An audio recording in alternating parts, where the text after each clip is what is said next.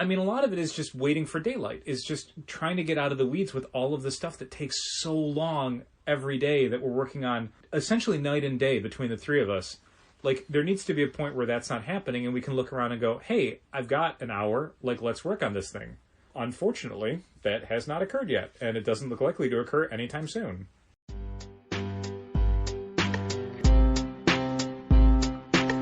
Come on and visit for any occasion. Don't keep patting down waiting, comics and conversation. Keep the conversation moving along. Keep reading comics, keep your local store strong. If it's hard, then it's a job for the challengers. Comics and conversation, y'all. From Challengers Comics and Conversation in Chicago, this is Contest of Challengers, a comics industry business podcast with Patrick Brower and W. Dal Bush. It's always an unexpected bonus when I realize that I've sharpened my note-taking pencil after the last episode. Why? And then forgotten about it. Because it's a crisper, thinner, tighter line. Ooh. You know, it's not like the previous week's notes that are all starting to you might as well dull and have fade. written with a tree branch. I mean, to be fair, the notes from last episode were garbage. I wrote down Well, so was the episode. Ladder, kid. I don't remember the episode. Buffy, PRH Friday, manage down customers. That's it. That's all I wrote from last time. See how those are so bad you're yawning. That's how bad the notes are. Also, it's the beginning of the episode. I always yawn. Yeah, well, now look what you did. I did. We had all this time waiting for the heat to cycle off to get the yawns out. Oh, I yawn then too. That's fair. Dal, today is an episode of Contest of Challengers that we are recording. Mm-hmm. Today isn't an episode. Today is a day in which we are recording.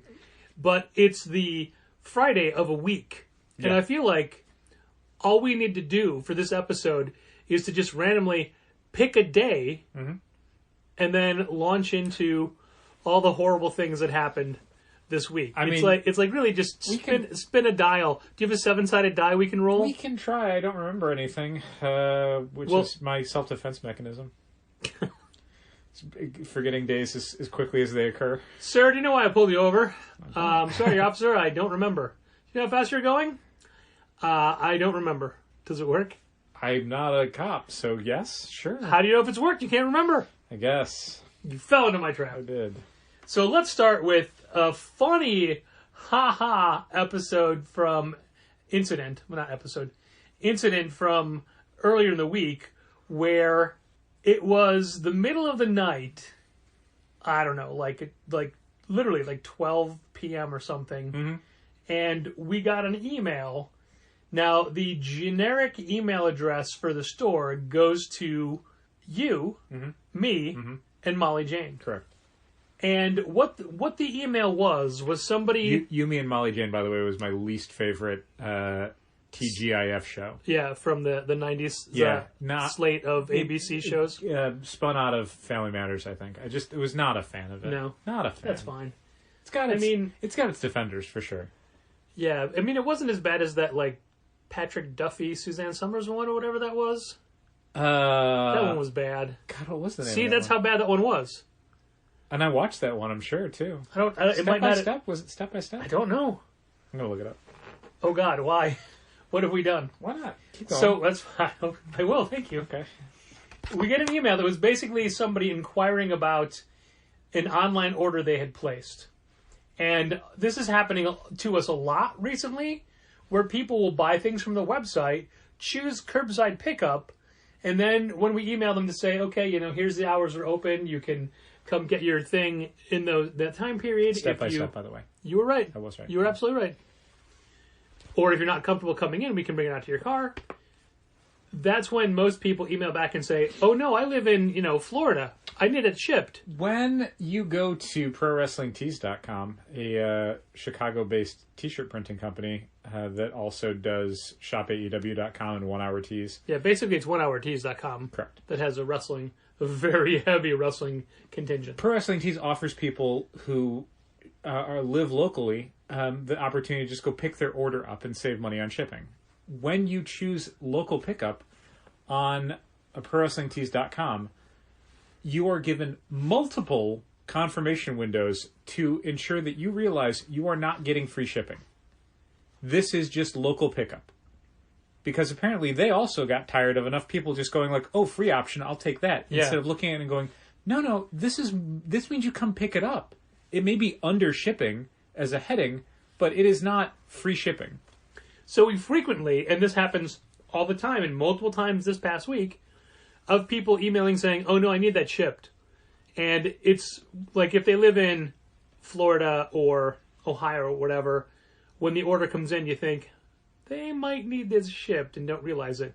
But when they're like a couple of blocks away, you just assume it's going to be local pickup. Sure. And oftentimes it's, oh no, I need this shipped. I don't recall anybody ever literally emailing and saying, hey, I'm sorry, I said this for shipping, but I'm local pickup. Have you ever had that happen? I don't think so. Right? So it's So it's always just people picking the free option and not looking any farther than that because they just are like, oh, free shipping, yes, I do want that option. So this person was, in fact, responding to an email we sent them in regards to an item that they had ordered on our website and had yet to pick it up. So we know that not because it was in the email they sent. Nope. The email they sent was the most information-free email you can imagine, where it was, hey, I'm asking about an order that I placed a while ago. I didn't realize it was for local pickup. But they didn't really say what their name was, and they didn't say what the order number was, and they weren't replying via email to an email we had sent. So it was like, who is this? What is this order? Like, what was the item? How long ago was this? And I think independently, each of us had to copy the email address and search for it. Yeah, because the name that they put in the email, like on the signature line, was not the same name they had checked out with. Yeah. So when you searched for It that was name, similar, but not the same. yeah, exactly, but not quite the same. So yeah, we all looked into it, and we all came to the same conclusion, which is that this is somebody who ordered pop vinyl for local pickup. In Iron Man, the snap from Avengers Endgame. Yeah, glow-in-the-dark pop vinyl. Yeah. For local pickup in June of 2020. Hold on for a second. Yeah. Just let's let that hang there. June 2020. Yep.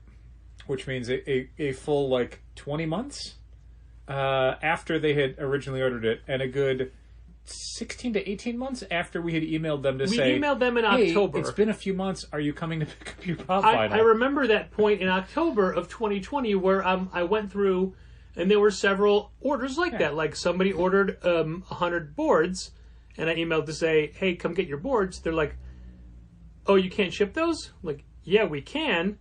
It'll cost more for shipping than the boards cost. Yeah. Also, you live down the block. Okay, I'll come pick them up. Yeah.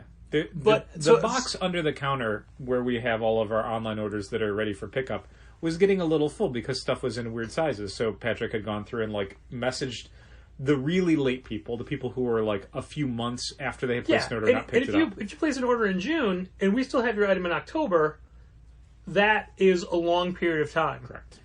Then when you don't respond to that October email until not the next October, but 4 months after that. Yep. And what is the punchline to this entire little joke of a story, Dal? What is it, Patrick? We still had it. We did, yeah. The person had asked if we still had it, and sure enough, we checked the next day, and yeah, we had it in the back in a box of essentially archived online orders where we just couldn't get people to come in and pick them up, but we didn't want to put it back out. So we felt an obligation to hold on to it, and then we all joked about how long it would take for them to get back to us, and they got back to us in a day and just said, okay, thanks. Yeah, I don't think they've come in and picked it up yet. Oh, no. So... I mean, is it still in the back? Yeah. Yeah. I didn't move it up to the front because I was waiting to see, are you picking it up? Do you want us to ship it out? What is the next step? But just the ridiculousness of ordering this in June of 2020 and now being like... Oh, and what they said was, oh, yeah, I was wondering what happened to that. Why were you wondering? As if we were in conversation and we had just said, "Hey, don't forget your Iron Man pop vinyl." You got an email 16 months ago. Yeah, why were you thinking about it? That's when you're like, "Oh yeah, I was wondering what happened." Like, what? I said that we should have looked it up online to see if it's going for stupid money, and maybe that spurred their memory. Maybe, but we didn't because I don't want to know that. No, and on top of that, it's so weird that someone would go to the trouble of thinking about that, realizing they'd ordered it, realizing that they'd never picked it up. finding our email address, but not like finding the emails that we sent them and replying to that. You could have just clicked reply. So we would have some idea of like, what is this? What are you asking about? You know what's going to happen now? No. Someone who's listening to this is just going to come in and say, yeah, I've got an Iron Man pop vinyl that I ordered a long time ago. Awesome. We'll be like, yeah, okay, here you go. Uh-huh. And never even check their name. Well, I'd probably want to know their name at this point. I'd want some sort of like, can you tell me your name? And then if they can say what the name on the invoice is or the version that they can email us with, either one of those will be fine. Either one of those. How about, yeah, I'm here for the to pick up that Iron Man pop. This is my name. I'm sorry, that's not the name we have on this order. Yeah, right. It's slightly different. Yep. You've changed it slightly. But the dumbest part of that was each of us, while not communicating with the other, had looked that up to find it out. Sure. And it's easy to do once you know how to do it. I mean, it didn't take us very long to dig it out. I remember getting Molly Jane's email later in that, or I guess earlier in that morning, or however you want to say it, and just being like, yeah, we both did this already too. Yeah. We both did it. Uh-huh. Ridiculous. Speaking of ridiculous, that segue can go to any day of this week, really. Okay. We've been dealing with AT&T because they've got fiber optics available for our building, and they keep calling me personally, and I say, why do you call my cell phone? Call the business. And they say, that's the number we have on file. And I say, I've changed that like 3 times. Stop calling it. Yeah, AT&T does the business landline and internet for Challengers Comics.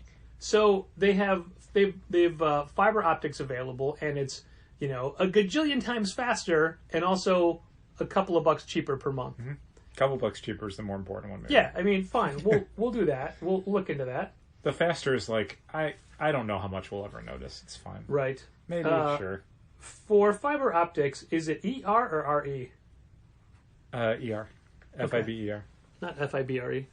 No. Maybe in the UK. Maybe. So, after all these emails, I finally said, you know what? Fine. Fine, we'll do this. And they said, okay, fine. Well, it's going to take about 3 or 4 months to get your building ready for fiber. And I said, I thought you said it was already ready. That's why you're doing it. And they said, well, it's available in your area, just not that building. Okay, fine. Talk to me in a few months. The next day, actually, it's already set up in your building. That was fast. Like, it was already there. Like, they didn't realize it. Like, oh, it's there. Sure. Let's just pick a day. Fine. I picked 2 day. Friday the 21st. 21st. Yeah. So I had a very friendly and outgoing technician. First they had said, okay, it's going to be from 8 to 11. And I said, no, it's not. It's going to be after 11. Yeah, we opened at 11. What's that? I'm like, we're not open till 11. I want it to be after. Okay, so after 11, yes. Then they called to confirm that it's 8 to 11. I'm like, it is not 8 to 11. No, had that Don't send them out. Oh, right. Okay, we have it here. So the technician called and said, hey, I'll be there about a half an hour. In about a half an hour, I'm watching him outside as he takes out his phone and calls my number. Oh, okay. To say, which door is it? I see there's a comic shop. I'm like, yeah, it's the comic shop. That's the thing we always tell people. It's Challengers. It's a comic shop. So he comes in. He's like, oh yeah, I was confused because of the address on the building. I'm like, fine. So I show him where everything is, and he goes, well, I got good news and bad news. I'm like, all right, what's the bad news? The bad news is that while this building is like, they don't do fiber optic cable installation for a tenant. Okay. They do it for the building. Okay. So the building needs to be set up for it. Right. That makes sense. The fiber optics for this building was run to the, let's say telephone pole. Okay. In the alley. Okay. Not to the building. Oh, okay. And he's like, I don't do that. I'm a technician that sets it up. I'm not the guy who runs everything here. Sure. I can't do that. However, it says this building is already set for it. Okay. So I take him into the very, very glamorous phone room at the building. The trash room. Move the dumpsters out of the way. And he was actually very informative because he was going over every piece of equipment there. That's cool. There's a lot of equipment in there. It's very weird. And he's like, it's a bit of a rat's he's like, nest. that's a Comcast modem. That's a Comcast junction box. That's an alarm system. This is just, I forget what he said, but like a processing station. You know, this is AT&T Sure. internet. And then he's like, okay, this one is an AT&T fiber optics box. Great. So he opens it up, and in it is all of the blank slots for where you could feed all the different units in, okay? Okay. But that's just like the processing center or station or whatever. Sure. And I'm sure there's an AT&T employee listening going, you're getting all the terminology wrong. I get it. But there's also a little like diode lit up box screwed into the wall with wires that connect to it. So it's the thick fiber optics that come into this junction, and then a small thing comes out. And he's like, all right, see this one here? This is a unit. Like, this is for one unit. This means somebody has this. So basically, if everybody in the building had it, there would be 14 of those connected to the wall, running into that fiber optics junction. But there's just one person. The good news is that there's somebody here that already has it. Right. So this building has it. Okay. So he has to figure some things out, and then he explains that one specific unit is a ghost unit. Nobody in this building has AT&T fiber optics. Besides the ghosts. This cable that runs to this lit box with the lights flashing and monitoring it doesn't go anywhere. It's inactive. Purely decorative. Like, basically, it's that second diamond box from today. Sure. They've got the tracking information on this box. And you go to the diamond site. But you go to the diamond site, There's where's no the box now? information. Box does not exist. Right. The box itself has no packing slip. That's exactly what this transformer box was. Don't get excited when I say that. It's a different usage. Great. So basically, nobody has it. And here's the dumbest thing, which just goes back to the way this building was built back in 2007. How horribly stupid this building is. Oh, Ready for this? Ready for it. What is our address? 1845 Northwestern Avenue, Suite 2R. 1845 Northwestern Avenue, Suite 2R is set up for fiber optics. Okay. 1845 Northwestern isn't. Bizarre. 1845 Northwestern is the cable in the alley. Okay. 1845 Northwestern 2R is fiber optic ready. Okay. Do you see the problem? I see a problem. None of it matches in the system, and it's not just like, oh, it's this one instead. Right. They literally, until the address confusion is fixed, they can't install anything. Amazing. Because they don't know how to switch it on. Amazing. It can't be done. Great. Like, you would assume, hey, there's somebody went to the trouble of putting the fiber optic, installing it, but, and to the technician's point, they can't just dole it out one at a time. It's like, oh, it's supposed to be for the whole building, but that little box said, okay, it's for the whole building, but it's not. But it is, but it's not. Great. And that poor dude was here for like an hour and a half. Yeah. And it's driving him crazy because, it should be the simplest thing. Sure. Nothing for challengers ever is. We didn't even get into how it gets from the trash room to where we are. But he came in and looked at it. He said, all right, you see, like, that's your phone box. That's where your copper comes in, Sure. blah, blah, blah. So there's a pathway for everything. But long story short, not only do we not have the fiber optics, there's no path moving forward. So they can't, there's nothing internally they can do? No, he suggested that I call, and this is a quote, and it's going to take you a long time to reconcile the addresses. I can't even imagine how you do that. I don't know Beyond how to saying, do that. This is our address. What do you want? How does this change? In an ideal world, we would be in 1845 Northwestern, Unit C or Unit 3 or whatever. Or we would be 1847 Northwestern Avenue, Right. or 1849, or an actual address instead of the building just deciding everyone's 1845 on this side of the street. And then cutting one spot into 4. Yeah.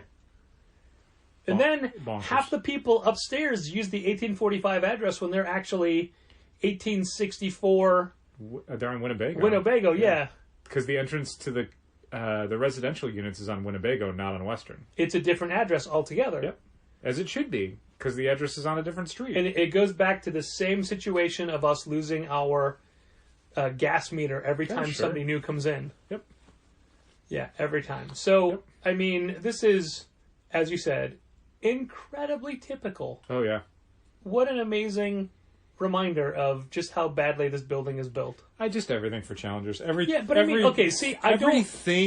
don't subscribe. We do outside of challengers that we think is going to be a simple process ends up being some intensely convoluted, largely mysterious sequence of cascading failures that the people involved can't even fathom or explain. Yeah, I mean, the amount of times that we've been on the phone with someone who's like, I don't know why it's doing this, and it's like, okay?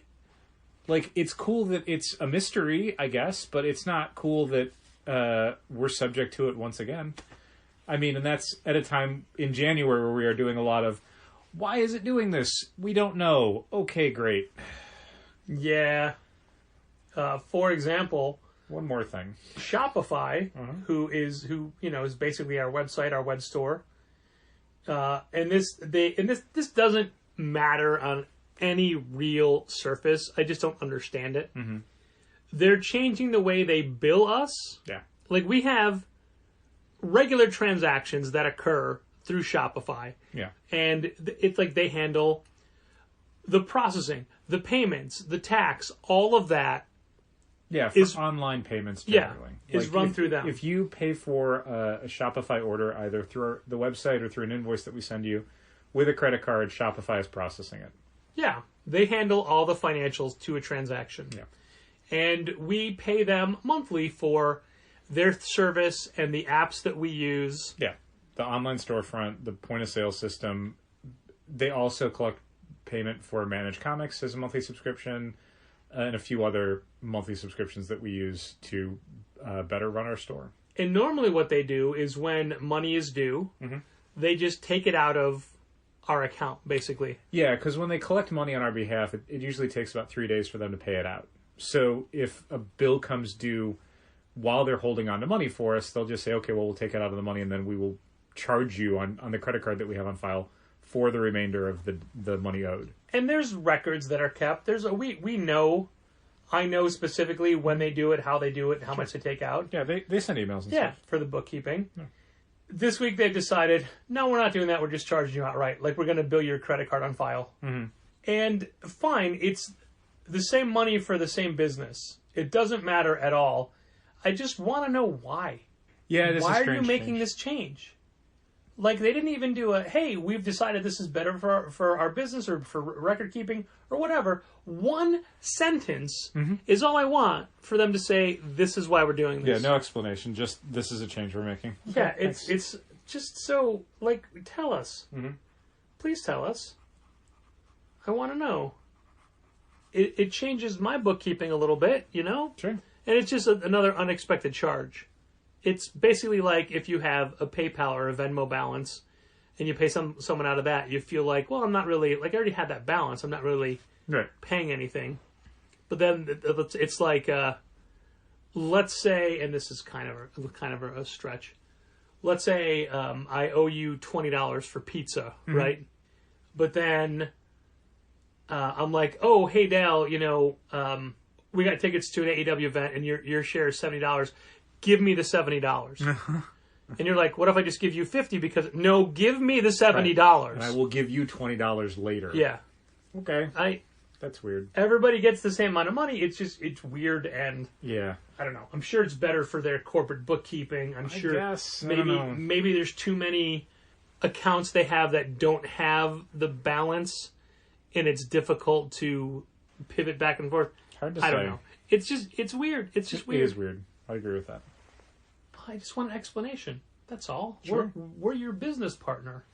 I think it's hilarious. I'm sure you figured out at the end of the day, Penguin Random House sent us a notification about Marvel's Jim Rugg Hulk Grand Design monster book. Yeah. Because it was the latest in the Marvel PRH due dates of, hey, the final order cutoff, or last call, if you will. If last call is easier for people to understand, that's this Sunday. Right. Also, your initial orders for that book aren't due until Thursday. Right. Wait. So if you place it with your initial orders, you've already ordered it too late to guarantee it. But initial orders is initial. It means it comes first. It's the first thing you do. Yeah. And final order cutoffs, last call, are the last part of the process. It's getting more and more frustrating with Marvel specifically. How telescoped out a lot of their order cutoffs and release dates are. It used to be a fairly standard, 3 weeks for comics. If a comic was coming out in 3 weeks, then the order would close today. But then, so much stuff now. We were looking at something where, a Venom comic that came out this week, the orders closed for it back in November. Yeah. Which is and same thing with 10 Lives of Wolverine #1 that came out this past week was one where that was 2 months ago. And I get in years past, they used to build in an extra week cushion for Christmas. Sure. And Christmas and Thanksgiving obviously will always screw with the calendar as far as who's around to take in order changes and how the printing presses are operating and Christmas at what capacity. Is fine, but Thanksgiving is one day. But but it's not, because people usually get Thursday and Friday off. But yeah, now it's happening just for other books for no apparent reason. Stuff is just, orders are closing way earlier.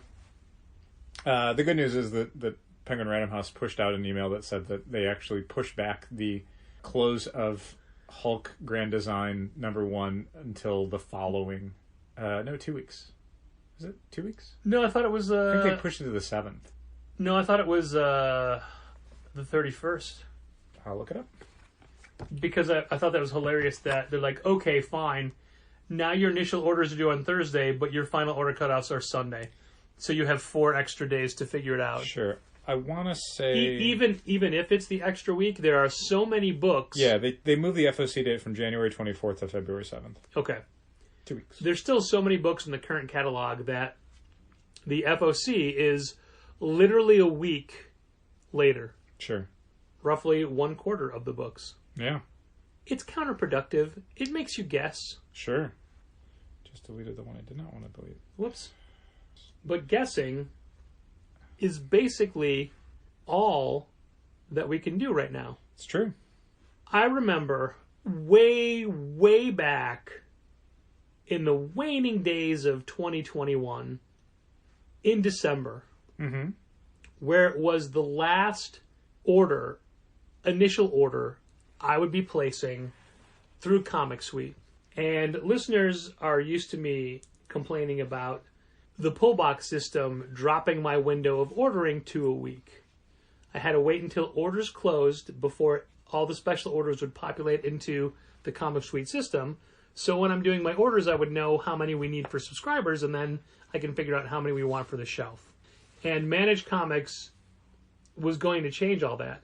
Well, apparently Managed Comics is still going to change all that. It just hasn't happened yet, but yet being the point where this is the week I have to do the orders for March, and we are already past the point where it would have been that last week crush, because that's now. Yeah. One of the benefits of Managed Comics is that since it's cloud-based, we can work on it at any point. Yeah. Well, only if there's an initial order system set up. Correct. Which there isn't. There isn't. Yeah. So I know they're working on it, and I know it's taking longer than they expected, and I know that there's a lot of issues, and they want it to be good when it comes out, so it's taking longer. I certainly don't want a broken one. Right, but we thought we'd be able to use it now, so... Yeah, the long and short of it is that we switched over to Managed Comics when we did because we were told that there would be a working initial order system that was at least close to what Comic Suite was already offering. In time for when the January catalogs closed. So we said, okay, well, this is a good time to switch over then. It didn't happen.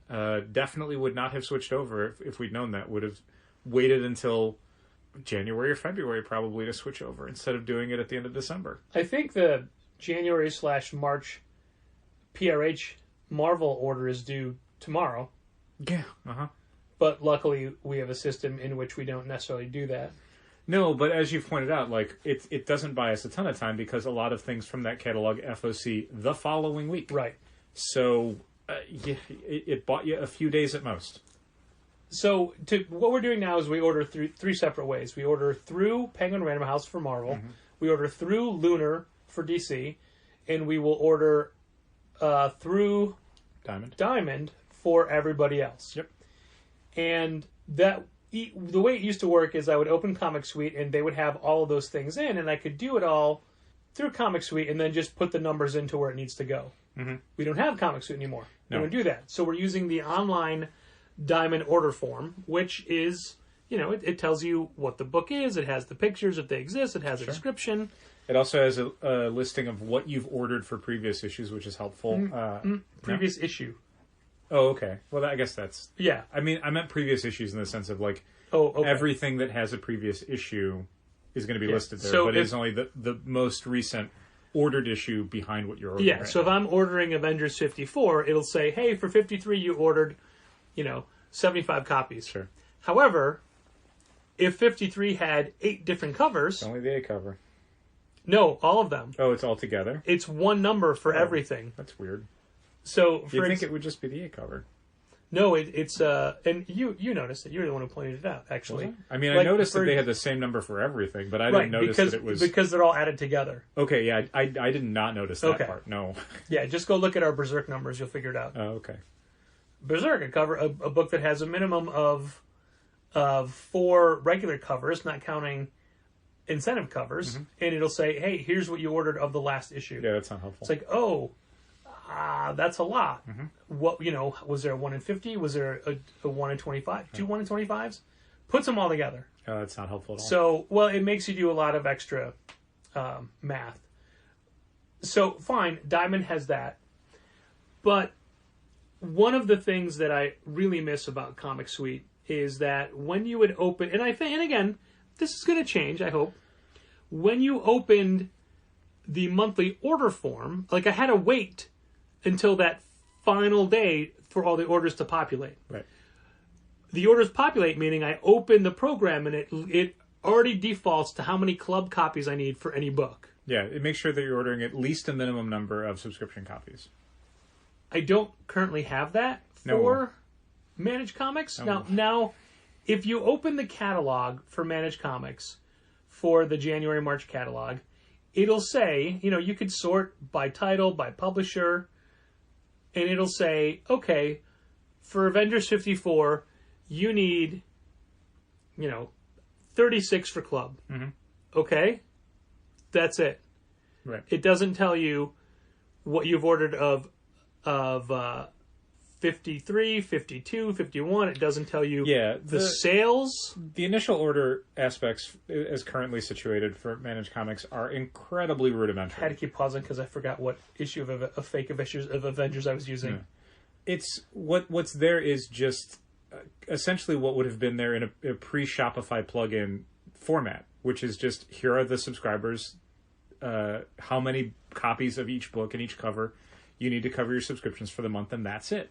And that's an important tool. We need to know that for sure. It is, but that's, again, the most rudimentary aspect. What we need, and what we thought we were going to be getting by the time the catalogs closed in January, was a system that was, if not as fully featured as what Comic Suite had, and Comic Suite had, a decade's head start. Sure. Something that incorporated rack sales and included information about the books that we're ordering, that tracked what we'd ordered for previous issues.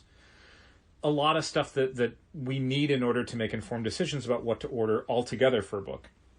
It's one thing to say that for Avengers 54 you need 36 copies for your subscribers. The real number we need to know is, okay, but how many did we sell off the shelf?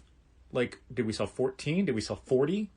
Like, I don't even have a record currently on either Managed Comics or on Penguin Random House of what I ordered for 53. So I can't even guess how many copies theoretically. Yeah. If sales for 54 match 53, which they never do, what is the range that I need to be ordering in? And I don't know that. So a lot of what we're doing right now for initial orders is for the sites that have some back information, Lunar and Diamond is kind of leaning on that a bit to be like, okay, I guess we just order what we ordered in December and hope that we don't get stuck with too many copies or conversely too few for the shelf. But then for stuff like Marvel, it's just like, I literally have no idea. I have no idea. Like, we're just going to guess. We're going to have to guess. And that's, I mean, Marvel is our largest comics publisher as far as new comics goes. Marvel is what brings people into the store, even on weeks where there's, and for those of you who listen to Off Panel with David Harper that I was on last week, I said a very similar, almost probably identical thing. Marvel gets people in the door, even if it's a great independent week with books that we rave about and love. Doesn't matter. People just don't come in. Yeah, and we don't. Like, Saga, of course, will make the difference. I mean, we'll see plenty of people this coming week for Saga. But yeah, there have been plenty of times where like great books have come out, but if Marvel has a light week, people just skip it, and they come in when Marvel has a heavier week. So one other aspect that I have to do that I hadn't realized I'd have to do, and it's mind-numbing and also highly time-consuming, is I have to... Sounds like you're working with Managed Comics right now. Take all those subscriber numbers and plug those into Diamond right away so I don't forget them or lose them, or make sure that at the very least those numbers are in. So what I'm doing is I'm going into Managed Comics, copying the Diamond code and saying, okay, well, this issue of, man, I was going to use the Rick Remender, A Righteous, but I forget that back half of that title. A Righteous Thirst for Vengeance? I always want to say A Righteous Quest for Anger. That's not it. So if I'm looking at this this fictitious comic, and I have to copy the code, then I have to remember, I need 6 books for a club. Then go into Diamond, paste that in to search just in that catalog for that book, and add that book. And luckily Diamond auto-saves. Right. But it was, so far it's been 1,600 items. Mm-hmm. We have a lot of subscribers and a lot of subscriptions. Yeah. And a lot of books. That's all I've done so far is Diamond. Yeah. I still have to do Lunar in PRH. Yeah. I mean, I hate it. Yeah, it's really bad. I think we mentioned way before we had switched over to Managed Comics that like the bare minimum functionality we needed in place to switch over away from Comic Suite was a working initial order and final order cutoff system, and we did it kind of on the faith that it was going to happen by the end of January, by the time the catalogs closed, and then it didn't. And it's like, oh, I would not have done this then had I known that this was what was going to happen. Like, I firmly believe, like you do, that it's going to get better, but it's like, this is literally going to cost us money. Like, it's not just costing us time, which it's costing us a ton of time. I mean, but it is going to be a thing that in March costs us money because things are going to show up and it's like, oh, we didn't order enough, or even worse, oh, we ordered way too much because sales dropped and we didn't have any record of that. It's almost comical the amount of time that we're all spending on this now. So much time. So much my January. Even, oh my God, even man. Molly Jane is doing things after hours. Mm-hmm. Like, we don't pay you to do things after hours. No, she keeps trying to volunteer and I keep wanting to say, like, don't do that. Like, this is our mess to clean up, not yours. And I know it's going to be a bright future. Yeah, I mentioned to you when we were both kind of commiserating about how much extra work we're going to have to do for the remainder of January and then potentially into February and March. The idea that, like, yeah, man, there's a summertime where it's like, this is all great and it's doing exactly what we wanted, but it's like, Jesus Christ, that is a long road to get there. That is a lot of daily work we have to do on a system that we were like, this was getting us away from all the stupid, like, Band-Aids we were having to put on the system. And instead it's like, now it's just way more Band-Aids in newer places. At least the difference is the work you're doing is for the betterment of the program in the future and our inventory. What I'm doing is just treading water. I would say I'm doing the same thing. The stuff I'm having to do is stuff like pasting over Marvel covers. Because none of the Marvel books had covers. And it's like... But those covers are in there now forever. They are, but that's something I didn't even really have to do under Comic Suite and RMH and Octopus. That stuff was already taken care of for the most part. Not always. There were always little things to tweak. But it's like the amount of work I had to do in the last day just on something like that was like, I didn't have to do this in December. Yeah. And now I have to do it weekly in January. So it's things like that where it's like, it's just... the amount of extra work is far greater than I assumed there was going to be. And if I would have known that, I would not have pulled the trigger on Managed Comics yet. It's yet being the key. Yeah, and I mean, it's going to be good. It's all... I mean, we're being honest. Let's just be honest. I'm deliberately... You're trying to protect Brian's feelings because he's listening to this and it's going to stress him out. I wasn't going to say it that bluntly, but yes. I'll say it that bluntly. I care about Brian's feelings, but look, I'm going to be honest here. A level and calm... I care about Brian's feelings, but I'm going to be honest here. The situation is not a lack of knowledge on behalf of Managed Comics or a lack of clarity on what needs to be fixed. Brian and the Managed Comics team know exactly what needs to be fixed, and they have very clear plans on how to get there. I mean, some stuff is stuff that was already fixed, but fixed in a way that broke, that they couldn't have anticipated necessarily, either because of Shopify or because of things that they just hadn't tested out enough. But they know what they need to fix. They know, like, saying things like, you need to have a working initial order system, they know that. They've prototyped that. They've shown screens of that. Like, Brian has said, like, he's got versions that he wants to send around to say, like, is this what you think it should look like? The lack isn't in, awareness or interest in improving things. The lack is kind of in essentially manpower, more or less. There's a very long list of things that need to be fixed, from the immediate to the, would be nice. But that stuff isn't being tackled by a big enough team necessarily. It's being tackled by a team that has to kind of do it step 1, then step 2, then step 3, and then slowly tick things off the list. So the amount of things that you and I would look at as, like, mission critical are, like, 6 big projects that, like,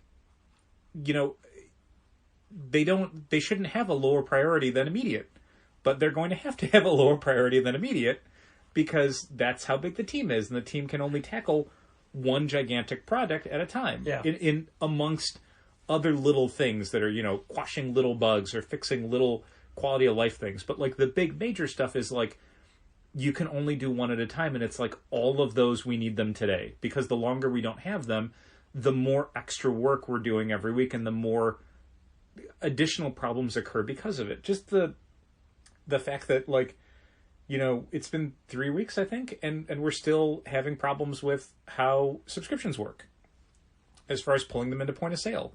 It's still time consuming, and it's still, like, every Wednesday we're so exhausted at the end of Wednesday, but we didn't have that many buyers, because every buyer is basically like 2 buyers because of how long it takes.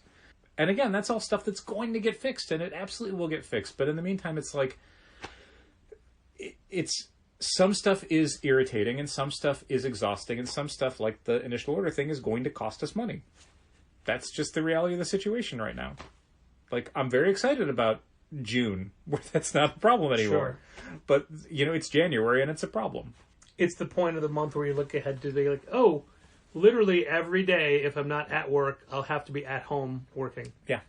I mean, same here. Like, each day I think, like, oh, this is the day I don't have to work on Shopify or Managed Comic stuff. And then it's like, nope, something comes up. Like you had pointed out, oh, by the way, no one's down for the Batman Catwoman special. Yeah. And it's like, oh, we didn't do that for Comic Suite subscribers before we switched over, so it's not on their accounts yet. And Managed Comics doesn't see the Batman Catwoman special as a necessary chapter in the story, which is fine.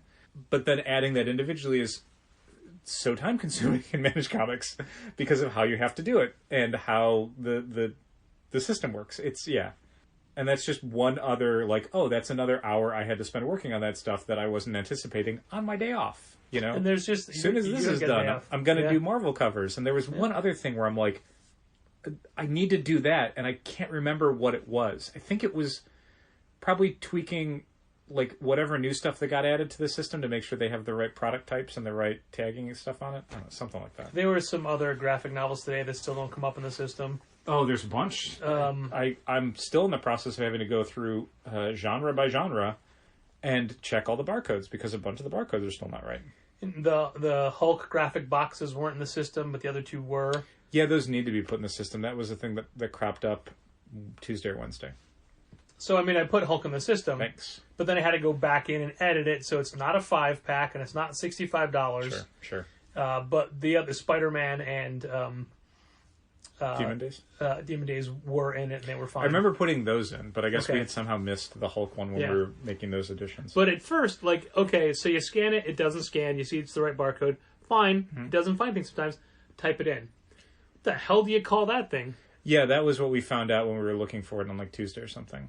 Was like, oh, we just never found it. And Marvel, unfortunately did not Hulk, have time to then go do it. Green Goliath, short storage box. Of course. That's so. Obviously. But it was all right. How do we look this up? Because at that point, I was assuming it's just a barcode issue. It just doesn't correspond. Then at that point, you're like, it's not in there at all. Right. That's fine. It's a supply. Right. Fine. And then go, and adding it, fine. Like I'm getting used to more of the further out tasks than ringing up and things like that. Sure. And it's going to take time. Fine. Sure. But I'm feeling more comfortable with it. And like putting that in and being able to change it. It's like, fine. That can all be done. It's just that when it immediately doesn't ring up, it's not, you don't just think, oh, it's not in there. There's other steps you have to go through to find out why. Because it's so weird that all the graphic novels are in there. There's a disconnect between the mechanism that finds them. Right. There's a lot of disconnects. There's a lot of mechanisms. There's a lot of mechanisms. That is unavoidable. Yeah. I don't know. It feels like that's how every day is. Pretty much, yeah.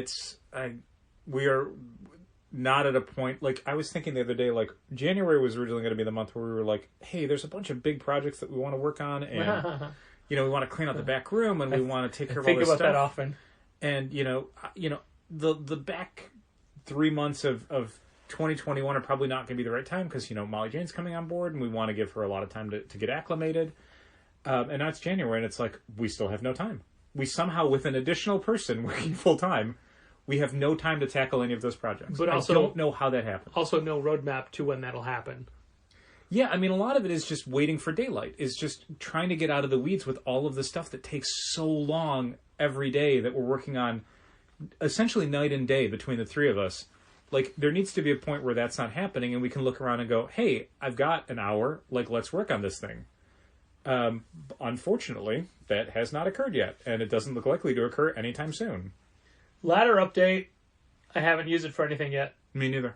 I wonder if that'll be a recurring thing. The ladder talk about it. Sure. Yeah. I did something this week, and this is going to be super vague. I did a thing this week that I thought was hilarious. Mm-hmm. And then I didn't tell anybody. Mm-hmm. And I waited for it to be found. Okay. Nobody found it. Okay. So I did point it out to Molly Jane, and then I pointed out to Gina today. And if anybody follows Gina on social media, I think she posted about it. But I don't want to say what it is, because then people will go looking for it. And I want it to be a natural thing. And it was just something I did as a one-off, but now I'm going to keep doing it until people find it, I guess. Okay. And I'm sorry, that sounds so vague and ridiculous. Mm-hmm. What's not ridiculous, though, segue, as you alluded to before, mm-hmm. this week, after 3.5 years, it's the return of Saga. Yeah, Brian K. Vaughan and Fiona Staples' comic Saga is coming back. As of this Wednesday, we will officially be in the back half of this run of that story. Yeah, another 54 issues to go. Right, and we're having a midnight release, and we got an email from Image today that the headline made me super nervous for a second. Oh, yeah. Where it said something about, because we're going to make little giveaway packs with promo material that we're buying for this event, Saga branded stuff, mm-hmm. like stickers, bookmarks, temporary tattoos. Yeah. Nothing buttons. Nothing outrageous, but just something. A souvenir pack. Yeah, just for some people that show up at midnight. Yeah. And it's for the first 50 people, they'll get it. And we got an email today from Image saying that those are being shipped separately to ensure we get them on time. Yeah, 2 of the things are not coming with our regular shipment this week. They're being sent out separately, and we should keep an eye out for them. But the header just made me think that, because it's They've been delayed. Shipping update mm-hmm. for Saga promo items. Like, oh no. Uh-huh. Oh no. Not going to do me any good the week after Saga comes out. But anyway, Dal, with the release of the back half of Saga, yeah. it reminded me of something that we did literally 10 years ago. Okay. We wrote a guest column for the Image Comics website. Oh, okay. Neat.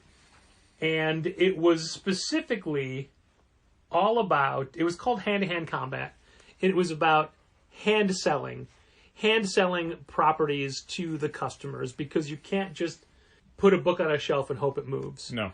And it was about what the publishers can do to make our job easier to help us sell the product better. Mm-hmm. And the way it came was I was talking to Joe Keating, who is still to this day someone I've never met in real life, but know him from the internet and from, of course, all of his great Image books. But he had put the idea in my head, or told me that Image was looking for guest columns or something. Okay. So I reached out to Eric Stevenson and said, hey, do you want us to do this? And he's like, yeah, that'd be great. Okay. And it's hilarious to me that after he said, yeah, do it, 7 days later, I emailed him back with the column. Uh-huh. And I start with, hey, I'm sorry this took so long, but, Dal and I wanted to do it together to make sure we got it right. It was a week. It was a week later, and I'm like, sorry, this is late. Uh-huh. And then I'm like, let me know what other changes or what you want. And he's like, nope, it's perfect. And they ran it. Great. So for those of you who don't have access to Image Comics website, literally from January of 2012, here it is. This is from 10 years ago, January 2012, and it is a piece we wrote for the Image Comics website. I had reached out to Eric Stevenson on behalf of Joe Keating, who had mentioned that Image might be looking for retailer input for some editorials on their website. So I reached out to Eric with this concept in mind, and he said, go with it. And he had mentioned how back in the day, it was retailers like Rory Root, formerly of Comic Relief, and Bill Leibowitz of Golden Apple, how they were almost single-handedly responsible for the popularity of books like Bone or Stray Bullets. And nowadays, even with the internet, it's really hard for anyone to have an impact and to get books noticed. So this is what Dal and I wrote. It's called Hand-to-Hand Combat. Hand selling is another way of saying what we, as comic shop owners, are really doing, and that's curating, taking everything that's available for you as a customer and as a reader, and creating a specific slice of the industry, something that speaks directly to you, the book you were looking for but didn't know it. And that, at its core, is what we as retailers need to do, connect the product with the customer.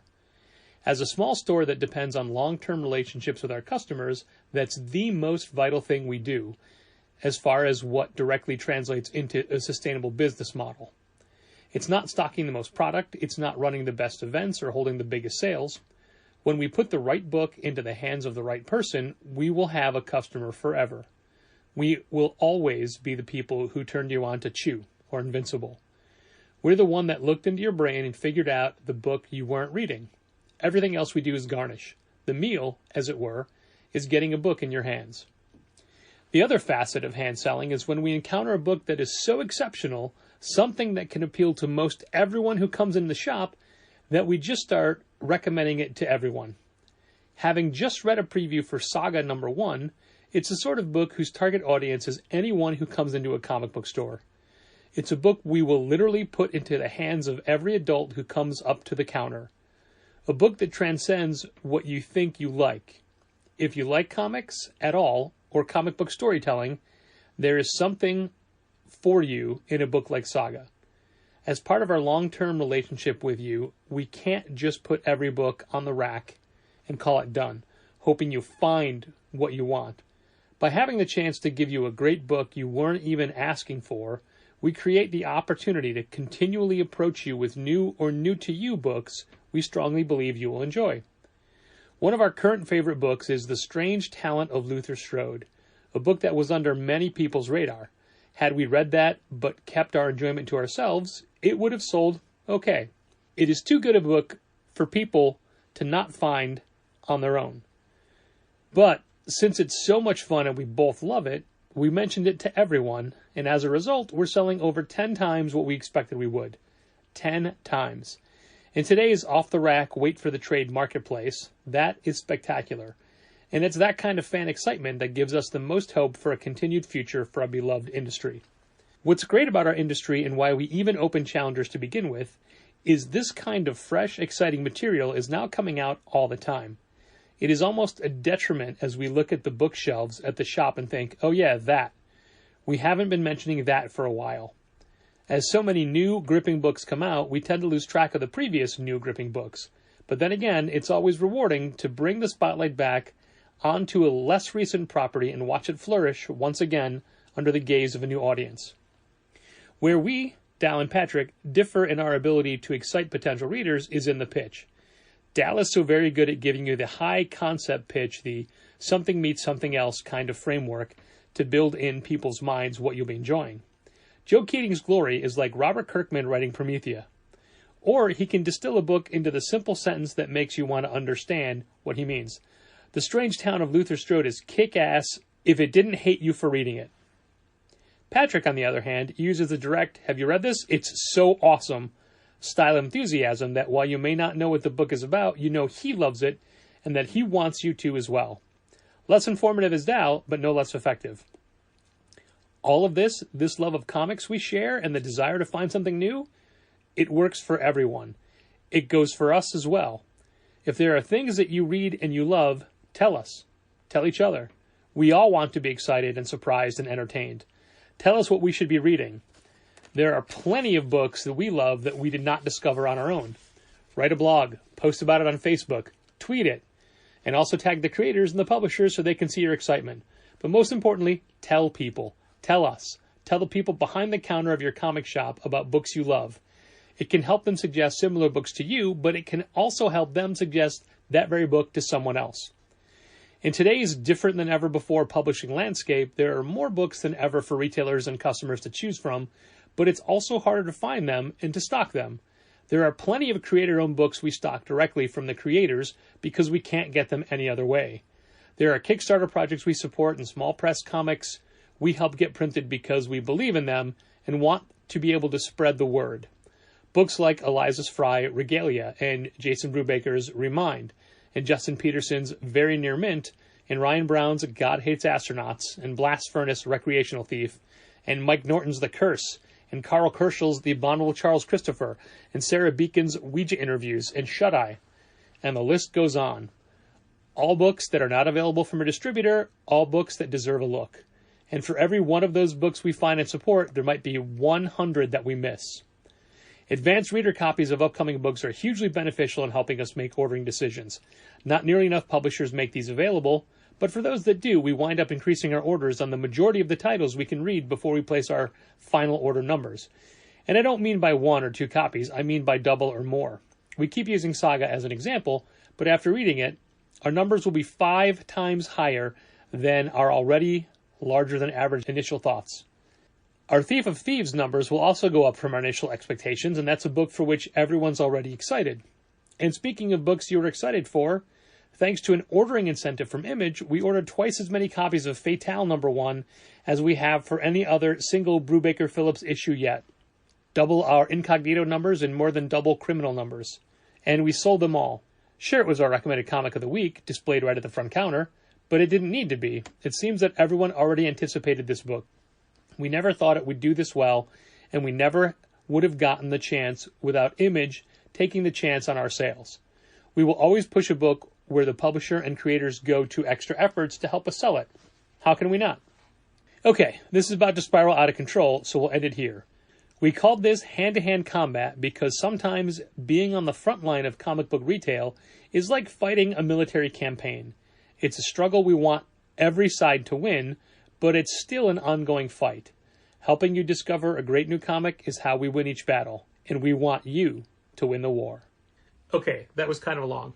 But what I love about that piece is that everything we said is still exactly true to this day. That's I mean, cool. We were hyping some things like Chew, for example. Yeah, there you go. How well Chew was doing it for us at the time. And other books that no longer exist. Sure. Or maybe didn't maintain their sales quality.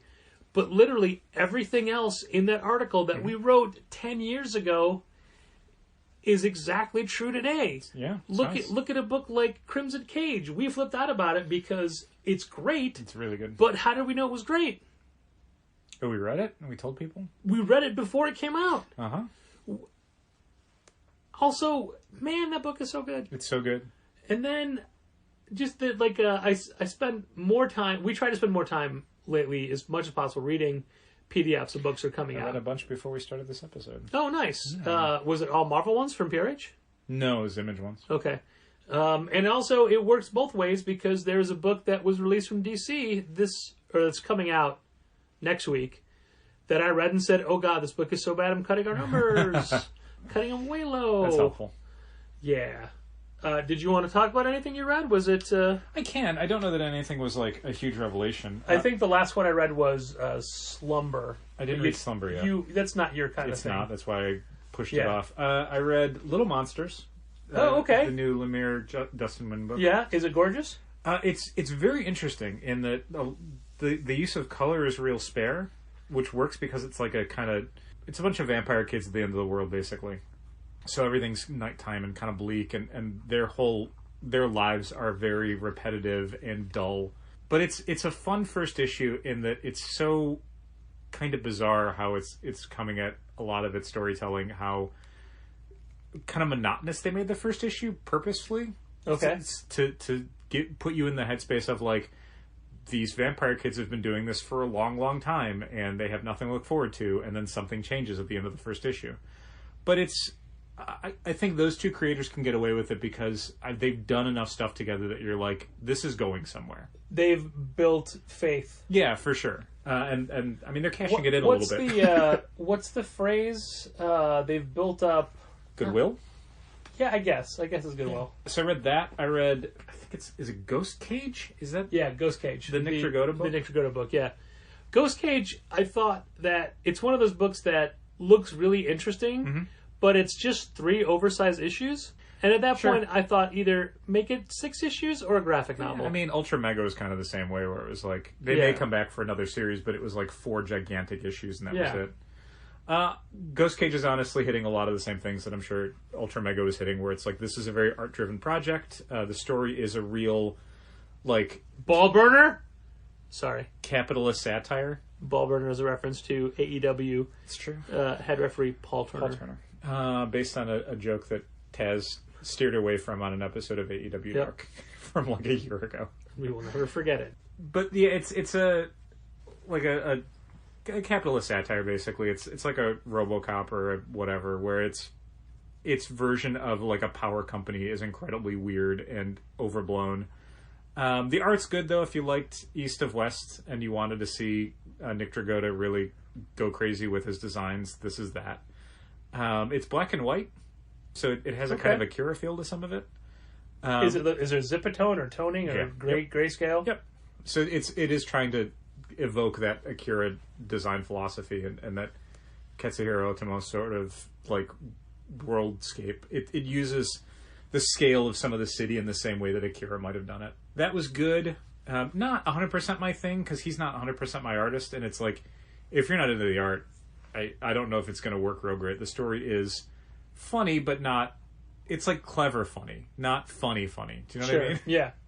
It's not Six Sidekicks of Trigger Keaton funny. And then I read Step by Bloody Step, the new book from the team that did Coda. Yeah, Simon Spurrier and Mateus Vergara. Yeah. Which, it's a silent kind of sci-fi fantasy thing. It's really beautiful.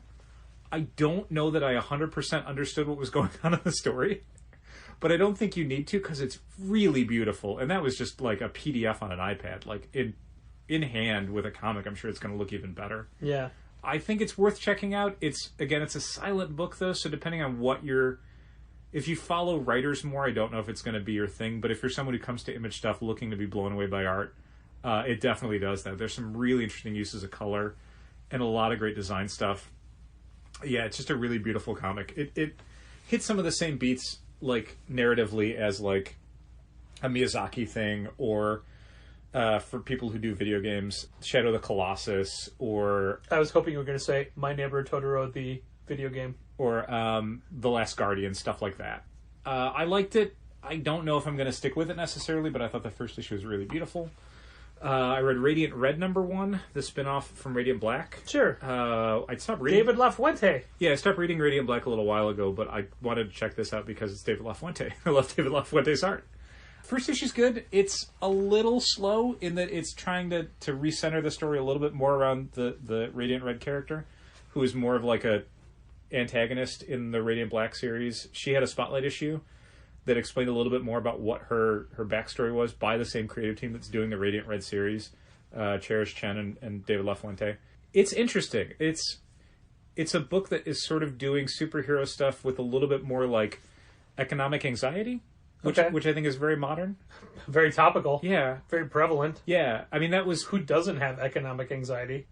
And it's a character that is a lot of her emotional state is just being frustrated. Like there's a lot of things she wanted in her life that didn't happen, and a lot of things that are happening to her that she didn't see coming. And so the Radiant Red character is more of like this, volcano that's about to explode more than like a regular superhero comic. I liked it. It's definitely the thing where if you're reading Radiant Black, don't miss Radiant Red. But if you're not reading Radiant Black, I don't know if Radiant Red's going to be enough for you by itself. Enough. Yeah.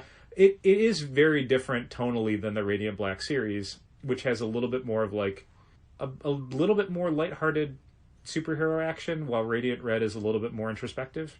But I liked it. No, you said you'd stop reading Radiant Black? I did. So this was a seamless transition into this one, though? Yeah, because it starts more like... it starts after the first arc, I think, which is what I'd read up to, and I think maybe the first couple issues of the second arc. The last one I read was the Blacklight issue. Okay. So I think I'm just one behind. Sure. I think that was every... Oh, I looked at a little bit of The Lion and the Eagle, which is the Aftershock Garth Ennis war book, but I got like 4 pages in, and I hate how Aftershock does their watermarks. They're very distracting. Yeah. And I got to like the 4th page, and I'm like, oh, it's a Garth Ennis war comic. Like, I don't need to know more than that to sell it. That's is 100% what I said out loud when I got that PDF. It's a Garth Ennis war comic. Figured it out. If you like that stuff, you'll love it. It's the arts. You know what it is. The art's by PJ Holden, who I think did the string bags with him. Yeah. So yeah, I mean, it's that sort of stuff. I think that was everything. I don't know that I read more than that. I wish that Image would put the PDFs in their weekly FOC emails. Oh, sure. You know, the ones that come out Friday mornings? Yeah, but they usually send out an email like a day before that that's like specifically about the big books that are coming. I know. I just wish it was all Which in this that week had one. nothing. No PDFs. Woof. Everything was like another issue in a series or a collection, so it was like, sometimes they don't have big number ones, or at least big number ones that they can give you the PDF for. Or sometimes we have a week with so many new number ones that we don't have enough of the first issue new number ones signs that we made specifically for these events, and we have to use older ones. Yep. Hopefully no one would notice. Yeah. But what everybody will notice is that Saga's back. Saga's back. Saga's back this week. This is the week we've been waiting for 3.5 years. Mm-hmm. Saga's back. Oversized first issue back at the same price as every other issue. At the same $2.99 price. Yep. Whole bunch of extra pages. Just for you, the Saga fans, for waiting that long. As a thank you for waiting. Yep. So we'll either see you at 12:01 a.m. Wednesday morning, or then we'll close around 12:30 or so, and then reopen at 11 a.m. And Molly Jane has already picked out both of the Saga shirts she'll be wearing, a different one for the midnight opening, and then that's ridiculous during the day. And then we will see you for Saga from now on for the next 54 issues. Thanks for listening. Keep reading Saga comics. This has been Contest of Challengers. Thanks for listening. Keep reading comics. Challengers is located at 1845 Northwestern Avenue in the Bucktown neighborhood of Chicago. 773-278-0155. Keep up to date with new releases and events at challengerscomics.com. Like Challengers Comics on Facebook, follow @Challengers on Twitter, and help fund this podcast at patreon.com/challengers.